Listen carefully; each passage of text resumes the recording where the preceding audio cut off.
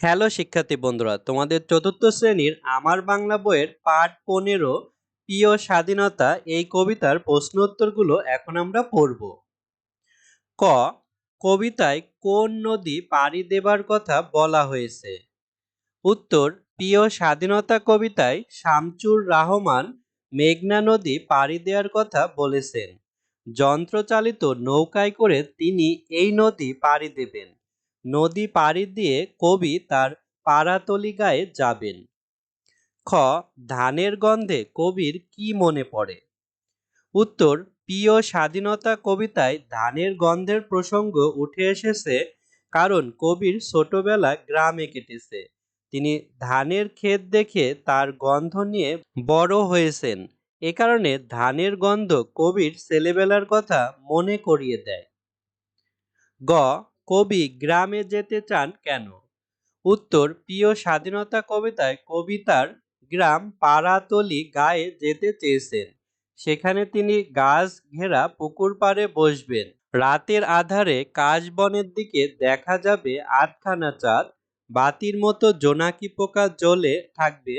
ধানের গন্ধ কবিকে ছোটবেলার স্মৃতির কথা মনে করিয়ে দেবে।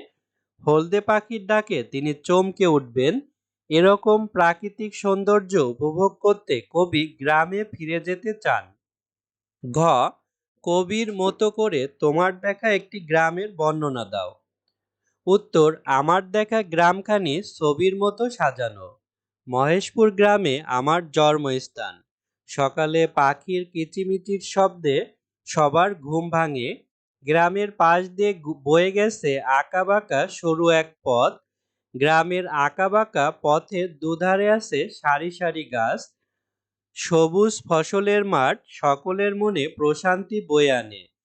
ধান, পাট, শাকসবজি ও বাহারি জাতের ফলের চাষ হয় গ্রামে।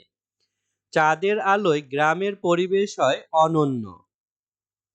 উমো, তুমি বড় হয়ে কি হতে চাও? কেন হতে চাও লেখো। উত্তর, আমি বড় হয়ে শিক্ষক হতে চাই। শিক্ষক হলেন জাতি গঠনের কারিগর। শিক্ষার্থীদের মধ্যে নৈতিকতা ও মানবিক মূল্যবোধ জাগ্রত করেন শিক্ষক। ছাত্র জীবনে অর্জিত জ্ঞান আমি শিক্ষার্থীদের মাঝে বিতরণ করতে চাই। একটি জাতিকে শিক্ষিত করতে হলে সে জাতির শিশুদের সঠিক শিক্ষাও দিতে হবে। তাই আদর্শ জাতি গঠনের ভাবনা থেকে আমি বড় হয়ে শিক্ষক হতে চাই।